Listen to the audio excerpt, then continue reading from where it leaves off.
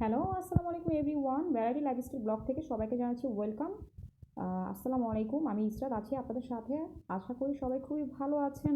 চলে আসলাম অনেক দিন পর নতুন আরেকটি ব্লগ নিয়ে। তো কেমন আছেন আপনারা সবাই? সবাই কমেন্টস করে জানাবেন। আজকে আপনাদের জন্য নিয়ে এসেছি বিফ বিরিয়ানি।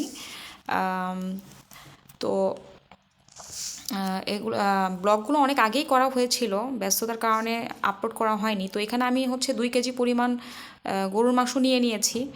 আর আমি যা যা ইনগ্রেডিয়েন্টস দরকার বিফ বিরিয়ানির জন্য, তো সেগুলো আমি দিয়ে দিয়েছি অলরেডি। আপনারা দেখতেই পেয়েছেন এখানে 1 কেজি পরিমাণ পেঁয়াজ কুচি, কাঁচামরিচ কুচি, আদা বাটা, রসুন বাটা অ্যান্ড কী বলে বিরিয়ানি যে মশলাটা ছিল ওইটা মিক্স করে দিয়েছি একেবারে। এখন আমি হচ্ছে কিছুক্ষণ কষানোর পরে এই পর্যায়ে এসে আপনার 1 কেজি 2 কেজি পরিমাণ যে আমি গরুর মাংস কিনেছিলাম সেগুলো আমি এখানে একটু ছোট ছোট সাইজ করে এখানে দিয়ে দিচ্ছি।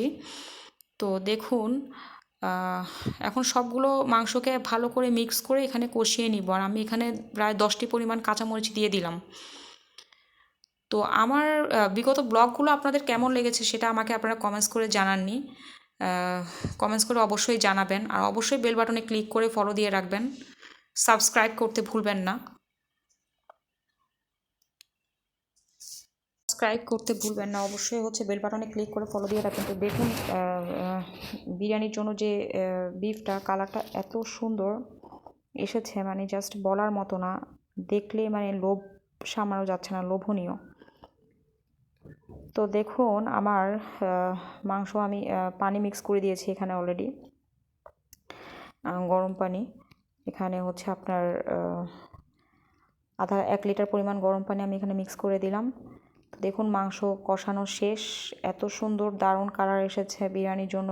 মানে যা যা মশলা দরকার জানি না আপনারা কে কীভাবে রান্না করেন, বাট আমাদের বাসায় এভাবেই রান্না করা হয়। তো বিফটা একেবারে রেডি, এটা আমি নামিয়ে ফেললাম। তো ওই মশলাতেই মানে বিফগুলো জাস্ট উঠিয়ে ফেলেছি। তো ওই মশলাতেই হচ্ছে আমি বিরিয়ানিটা বিরিয়ানির যে চাল নিয়েছি আমি এখানে প্রায় আপনার 2 কেজি পরিমাণ চাল নিয়েছি। আজকে আমাদের বাসায় অনেক গেস্ট আসবে, তো সেই পারপাসে হচ্ছে অনেকগুলো এখানে চাল নেওয়া। তো ভালো করে এগুলো দিয়ে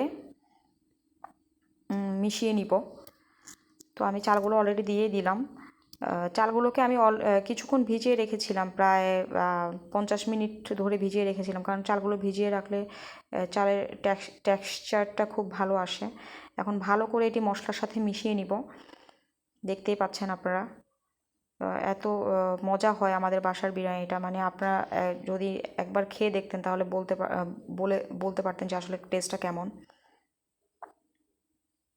তো দেখতেই পাচ্ছেন আপনারা, কমেন্টস করে অবশ্যই জানাবেন কেমন লাগছে আপনাদের আমার ব্লগটি। তো বিগত ব্লগগুলো আপনাদের কেমন লেগেছে জানাবেন। এবার রোজায় কে কী করেছেন, ঈদে কে কী করেছেন অবশ্যই কমেন্টস করে জানাবেন। এবার আমার রোজার ঈদটা খুবই বোরিং ছিল, কারণ this is the first time যে আমি আমার ফ্যামিলিকে ছাড়া ঈদ করতে হলো। আসলে অ্যালার্জির এত সমস্যা ছিল আমার, মানে আমি খুব সারভাইভ করেছিলাম প্রায় 20 দিনের উপরে। এখন আল্লাহর রহমতে একটু সুস্থ আছি। তো আপনারা কে কেমন আছেন দেখুন। ভালো করে মিশানোর পরে হচ্ছে আমি এখানে প্রায় আপনার 2 লিটার পরিমাণ পানি আমি এখানে মিক্স করে দিব। এটা পানিটা আসলে চালের উপর ডিপেন্ড করবে যে আমি কী পরিমাণ পানি এখানে মিক্স করব।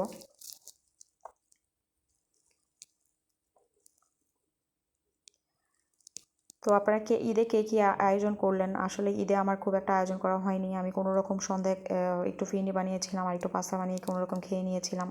ঈদটা একদম বোরিং ছিল। এবার ঈদের শপিংও করা হয়নি আমার, আসলে এত ব্যস্ত ছিলাম। খুব একটা ইচ্ছাই ছিল না যে মানে এবার ঈদটা সেলিব্রেট করব।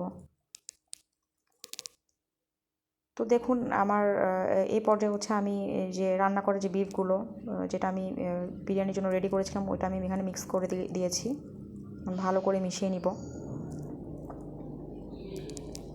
ভালো করে মিশিয়ে নিচ্ছি। তো আশা করি আপনাদের সবার খুব ভালো লাগছে আমার আজকের ব্লগটি। ভালো লাগলে অবশ্যই কমেন্টস করে জানাবেন। দেখুন কালারটা এত সুন্দর আসে, যখন আসলে রান্নাটা কমপ্লিট হয়ে যাবে খেতে যে এত দারুণ লাগবে, এত সুস্বাদু বলে বোঝানোর মতন। এখানে সালাদ রেডি করেছি, টমেটো লেবু, শসা আর কিছু এখানে ডিম নিয়েছি প্রায় 10-12টা, যেটা বিরিয়ানির সাথে আমরা খাবো আজকে। তো আশা করি আজকের ব্লগটি আপনাদের সবার খুব ভালো লেগেছে। কার কেমন লেগেছে জানাবেন, অবশ্যই কমেন্টস করে জানাবেন, আর পরবর্তী ব্লগের জন্য অপেক্ষা করবেন। তো সেই পর্যন্ত সবাই ভালো থাকেন, আমার জন্য অনেক অনেক দোয়া করবেন, আপনাদের জন্য অনেক অনেক দোয়া, অনেক ভালোবাসা। দেখুন আসলে বিরিয়ানিটা মানে এত লোভনীয়, মানে আপনাদেরকে খাওয়াতে পারলে আর একটু বেশি ভালো লাগতো। চলে আসবেন একদিন, সবাই দাওয়াত রইল। তো সবাই আমার সাথেই থাকবেন, ভ্যারাইটি লাইফস্টাইল ব্লগের সাথেই থাকবেন।